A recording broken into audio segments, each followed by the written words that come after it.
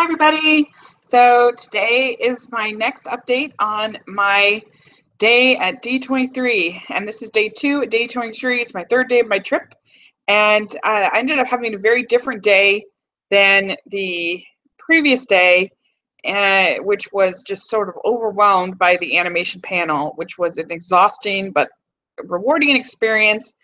But today I did sort of, it was just different. I went to sort of smaller panels, and that was partly because I had no choice. The live action panel, which would have been Marvel, live action films, Star Wars, which of course I would have loved to have gone to, but it literally, they had it fully seated by 4 a.m. So you had to go there before 4 a.m. in order to go to the live action panel. And that obviously wasn't going to happen. And I actually had an article to write this morning. And so I, for rotoscopers.com, which is, I am working with them during this expo.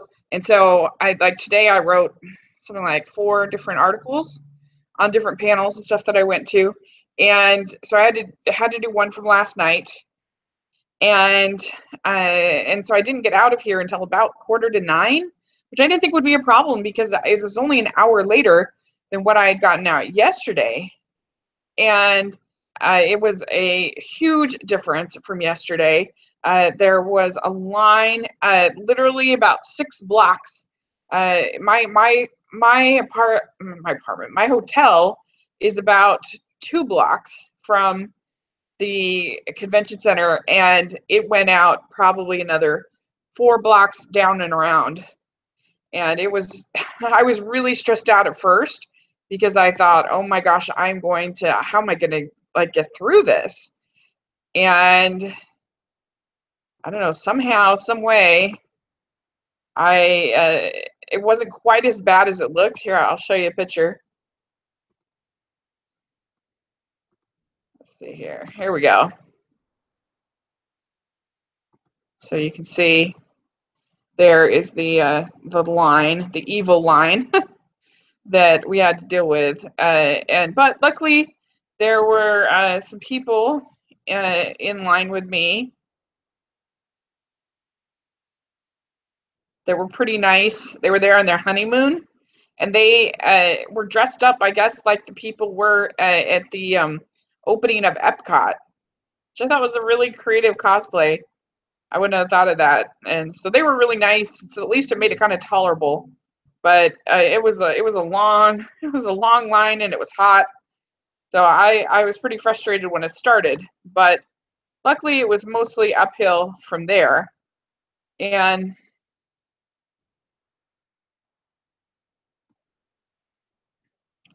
okay, so then when we finally got in, I went around the floor a little bit for the first time. I hadn't really done a whole lot, and I'll show you.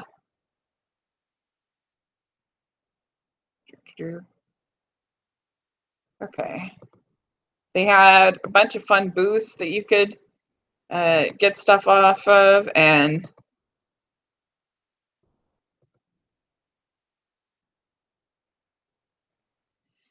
so this is me with the Pixar ball that I got, which was sort of fun. Those are hard to find.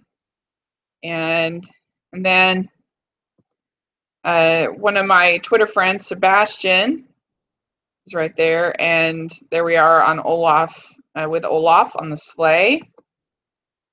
And here I am with Nick and Judy.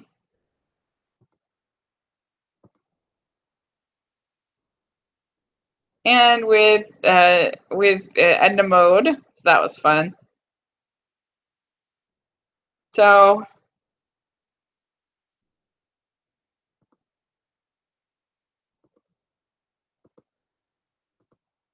okay, so that was a fun experience to be on the floor, and I actually did a little bit of shopping, which I hadn't done any so far. I bought 2 ornaments, so big money here. So then I went to my first panel. It was called The Universe of Pixar, and it was really cool. It was all about how they come up with the worlds and the settings and all the different the production design of Pixar. And they had production designers and storyboard artists and visual, all different kinds of people. Let me try to find, where's that?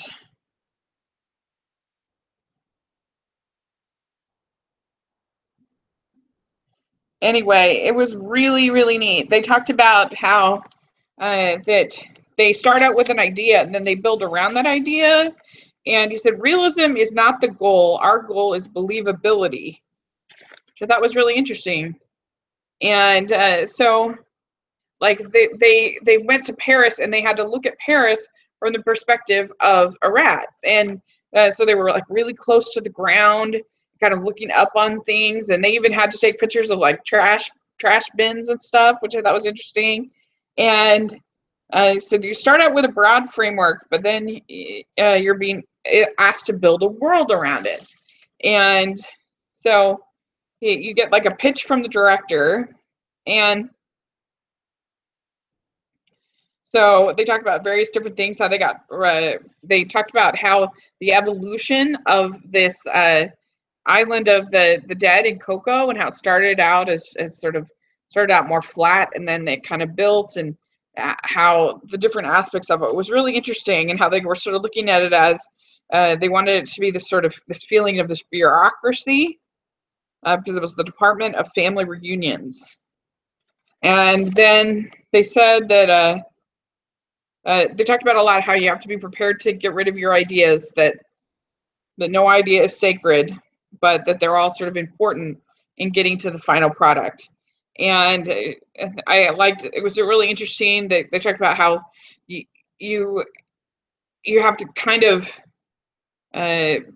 basic ideas that you kind of build off. Like in The Good Dinosaur, they looked at weather as like a character in the film, and in Ratatouille, that all the lighting and everything was all sort of based on how the food would look, and the food would look good and would look plasticky, and then everything else was kind of built around that, which I thought was interesting. And they looked at a lot of like food photography and lighting, and they just want to create a lot of warm qualities.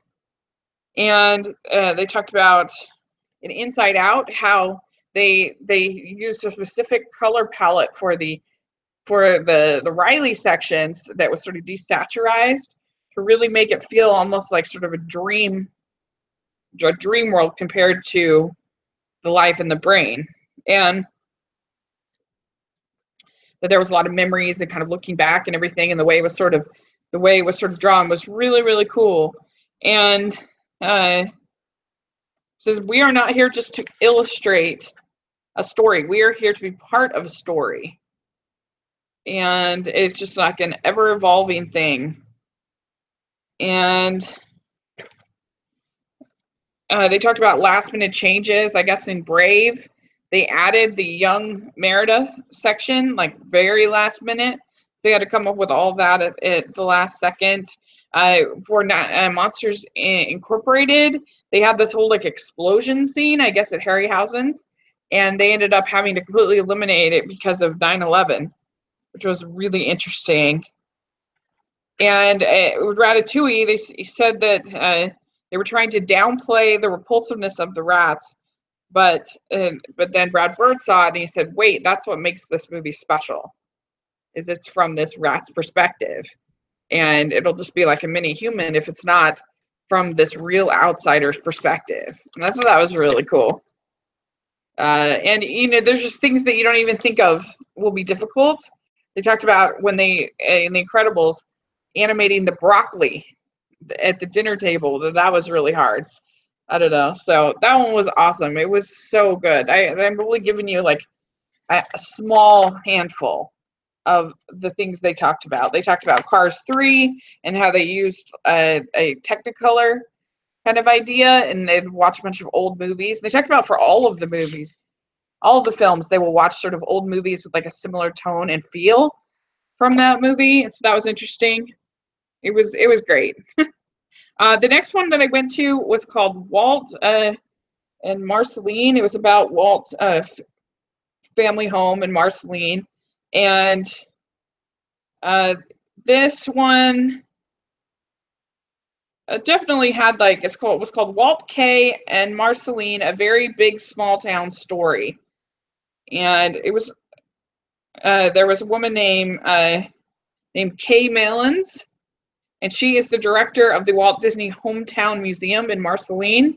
And she just basically went over like all of Walt's history with Marceline and with her, and had like a whole bunch of home photos and stuff. And it was really cool. It was neat. And just how important the town of Marceline was to him, what he did for the town, how he was going to do this, like, I guess, this farm project. And he had even bought up a ton of land, and they started to do a lot of stuff. But then he ended up passing away, but not before he was pretty influential in Kay's life. And now she's running a museum. And so anyway, that was fun. That was cool to learn more about Walt.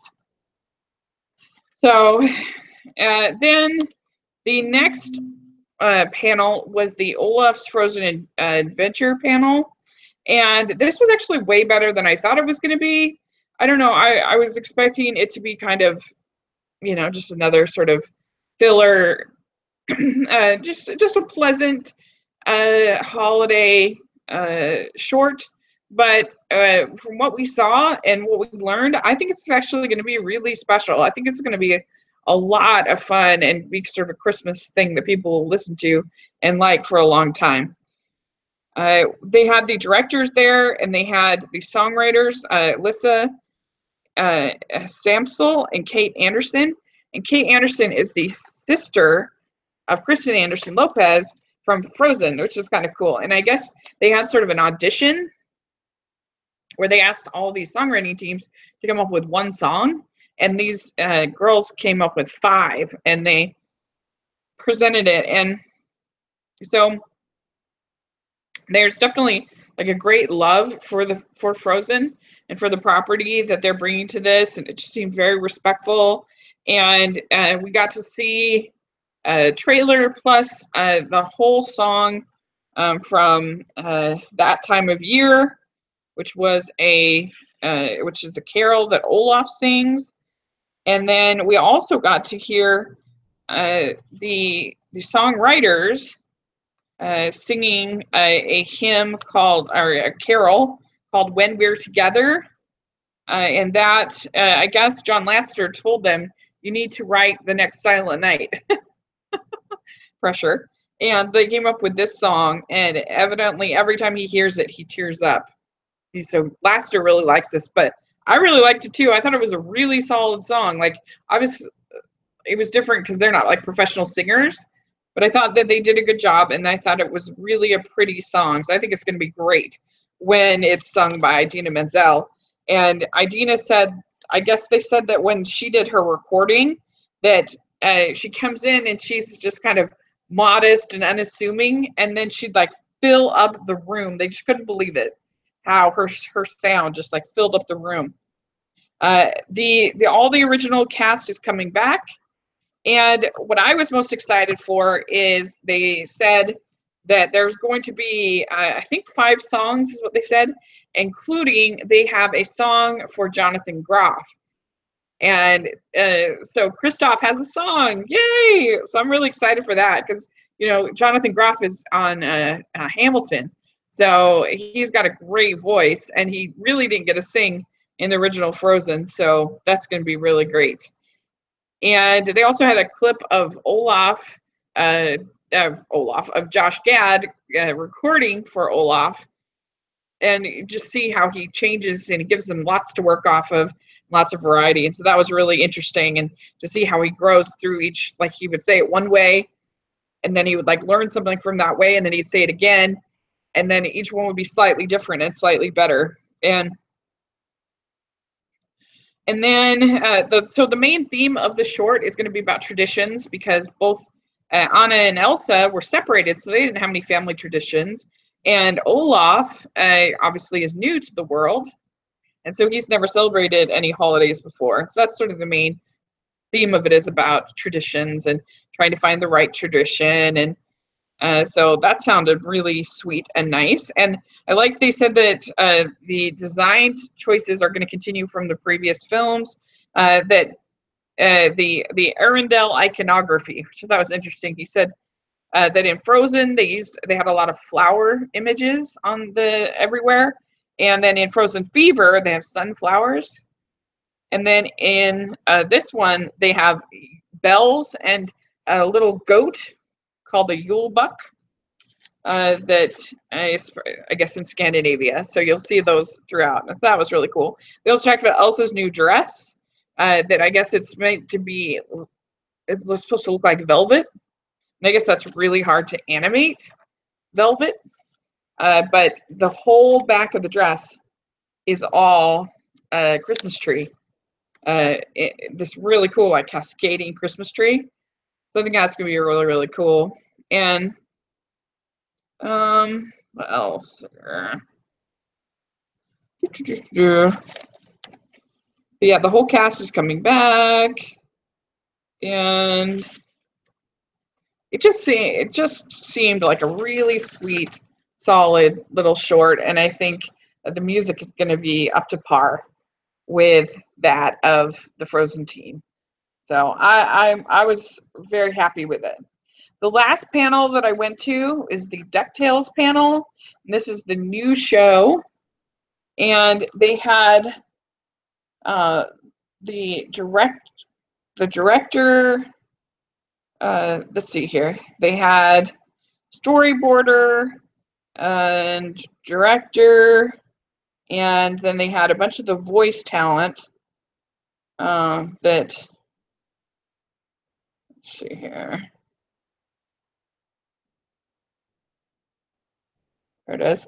They had co-producer, story editor, Beck Bennett, voice of Launchpad McQuack, Kate McCucci, Webby Vanderquack, Tokes Alagundoy is Bettina Beakley, Ben Schwartz, Dewey Duck, and Matt Youngberg, executive producer. So they had all these people on. And they talked about, what was really interesting to me, at least, is they talked about how this is not just going to be a repeat of the original show, that they're bringing in lore and ideas and things from the comics, as well as the video game. So you won't just be the show. And it did seem like that all of them involved, except for one of the voice actors, didn't seem to be too into it. But that we have tons of love for the original, but the core idea was to go back to the comics. So it's going to feel a little bit different, but they're trying to kind of make it its own thing, which I appreciate. Let's see here. Oh, they had a little clip from David Tennant, which was a lot of fun because he's going to be voicing Scrooge McDuck, and so that was fun to see. And they talked about how the main emphasis is going to be about family.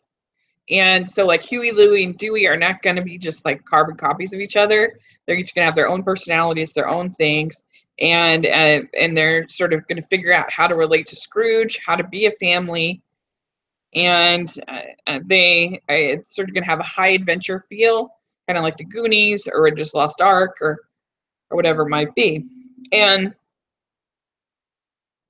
just an example, one of them said that Dewey is a middle child who wants to be seen. Louie is more laid back. That Webby is going to be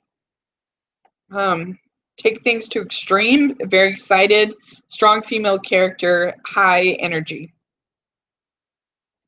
So, and I guess Webby is going to have equal in time, going to be involved. So that's kind of cool. And so, Launchpad is just very chill, very easygoing, and Scrooge keeps him around because he's so loyal. There's also going to be a character called Gizmo Duck that's going to be back, and he is sort of like a superhero type character. So, and evidently he has sort of a Latino flair to him a little bit. Alright, so it says, if you love the character, we do too, and they will be back. So there's going to be a bunch of other sort of cameos and characters that you know. I thought it was cool. Oh, and Gizmo is going to be voiced by Lin-Manuel Miranda, which is pretty fun. And then Ludwig von Drake is going to make an appearance in a flashback sequence with Scrooge. And so, yeah, they showed like a couple different clips in this animatics thing and stuff, and it looks really fun. It looks really high energy. I think people are going to really like it. But there's just they wanted to make sure we were being true to what was before, but giving them something current. And so that is the Ducktales panel, basically, and I really enjoyed it. I thought it was good, and so it ended up being a really fun day. It was less exhausting. It was still pretty exhausting. It was a little bit less exhausting than yesterday. So I ended up leaving. I could have gone to stuff last night, but I was just too tired. I needed to get home, go and rest if I have any chance of doing anything tomorrow. So I have a huge blister on my foot, so that's going to be interesting to deal with. But anyway, just do the best you can. Try to have a good experience. And oh, we finally got somebody on the chat.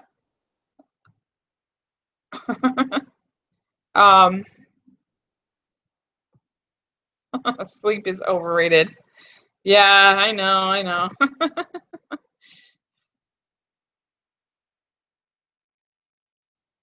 Okay. In general, what did you think of the second day? And in general, I thought it was better actually. It was just less stressful. It was more I don't know, I feel like I liked these smaller panels almost more than the animation panel. Uh, and yeah, so this is I have my hair up. I had it down all day, but this is sort of a it's supposed to be sort of a Little Mermaid kind of a look with the big blue bow. And I liked going to these sort of smaller panels and just not being quite as, because I almost passed out yesterday at the animation panel. It was incredibly stressful, and so I don't know. I was kind of glad that I didn't get into the live action panel if it was going to be like that and just sort of overwhelm the whole day. So yeah, tomorrow hopefully I'll be able to get up a little bit earlier and I'll be able to get out, so I won't have to wait in line quite as long for tomorrow. So probably won't be as bad anyway compared to today, but still.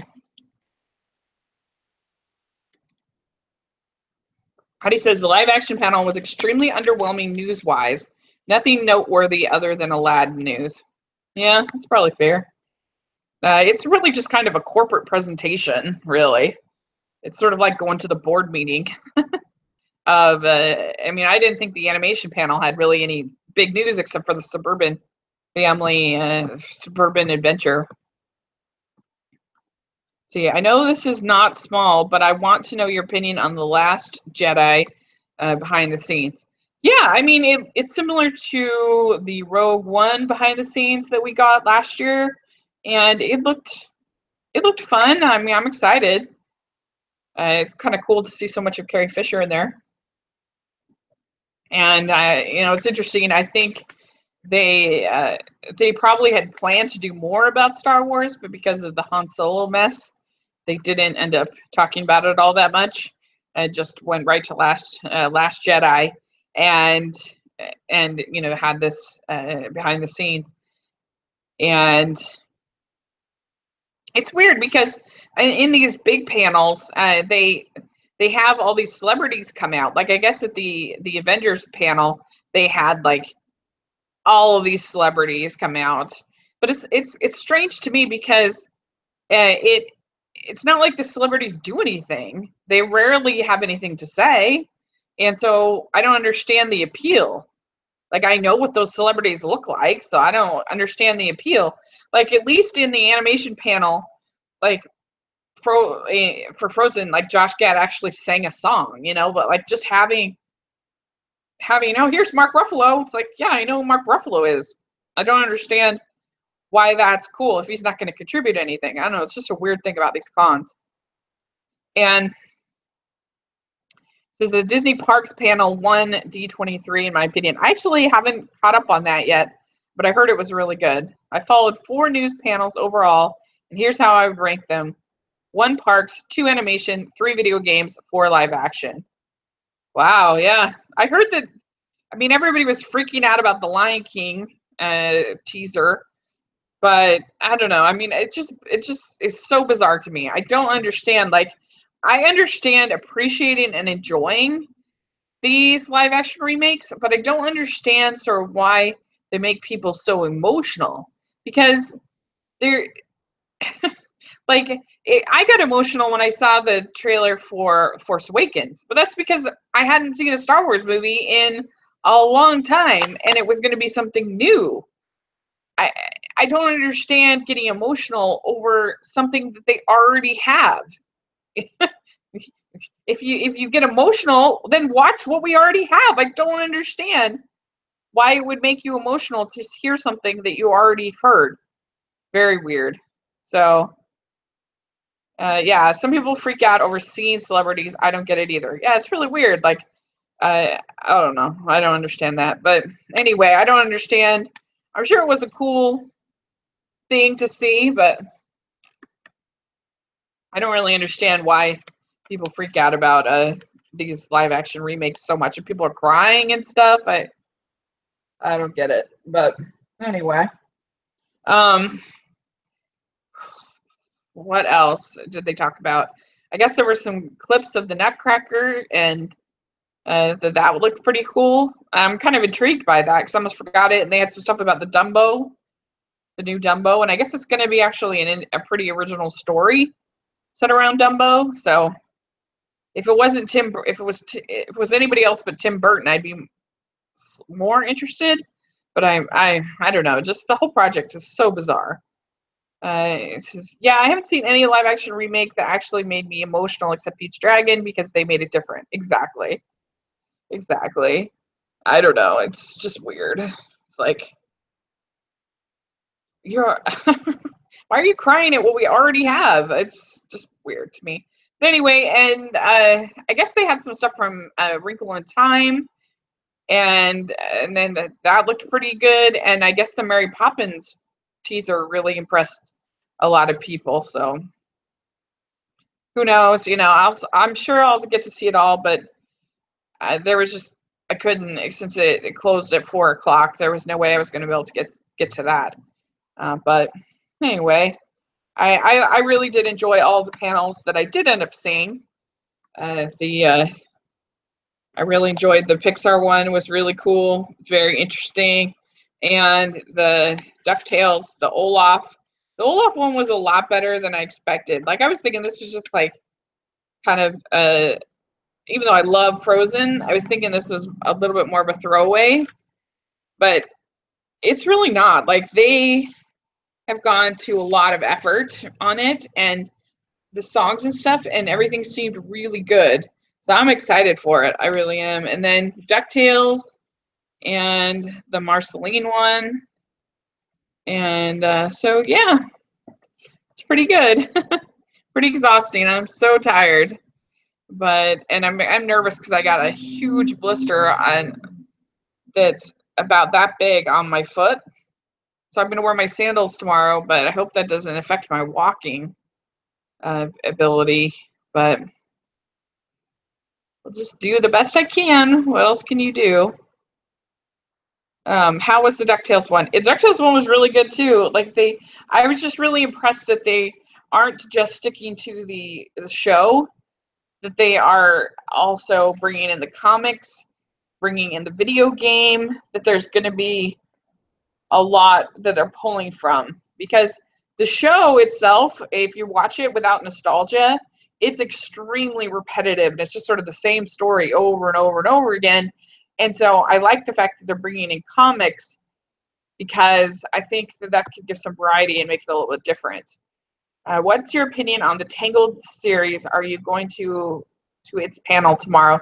No, I don't think so. I'm not a big fan of that series. I don't like the changes they've made to Rapunzel's character and the changes they made to her and her and Eugene's relationship. I don't know. I guess I'm too much of a traditionalist. I watched about 5 episodes of it, and it just wasn't for me. I didn't like it. So I can see why other people like it, but it wasn't my cup of tea. Let's put it that way. So, yeah. Are there any other questions?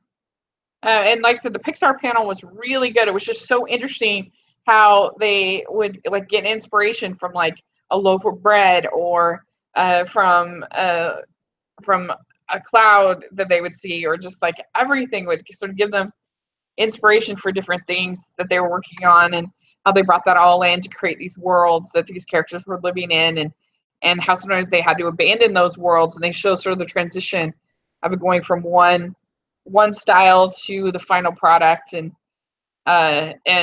it was really interesting for an animation fan to be. And so I guess I don't know if it was news, if you guys knew that David Tennant was going to be voicing Scrooge McDuck, but that was kind of a fun announcement. And also that Kristoff is going to have a song in Frozen. That made me happy. That was exciting.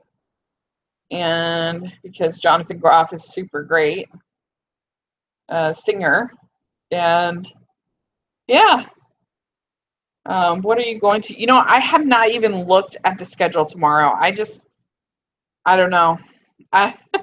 We'll see. I'm not sure. I think there's an Alan Menken tribute or something tomorrow.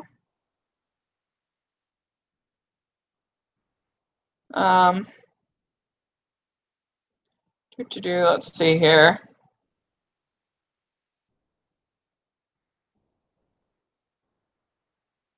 I might go to the Lion King celebration of an animated classic, The Lion King. Maybe they'll throw us a bone and let us see the teaser or whatever at that. Since so many people couldn't go to that, I think I'll try to go to that at 10 o'clock. Right, and then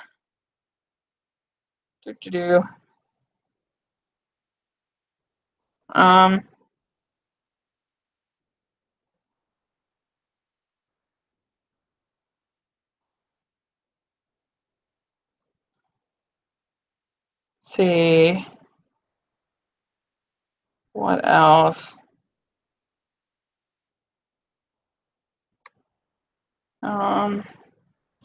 Maybe the Bambi. I might go to the Bambi panel at 11:30. And inspiring women of Imagineering. That sounds kind of cool. I'll probably go to the Hercules panel.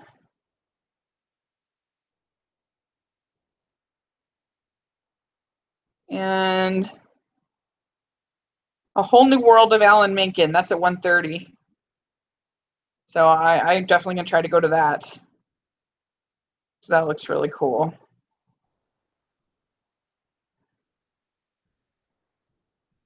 It'd be cool to go to Susan Egan, The Belle of Broadway. There's lots of different options of fun stuff to get to do.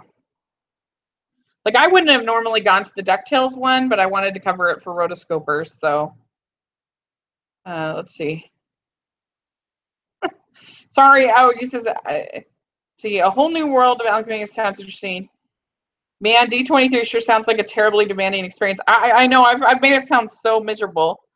I'm sorry. It has been worth it. It's really exhausting.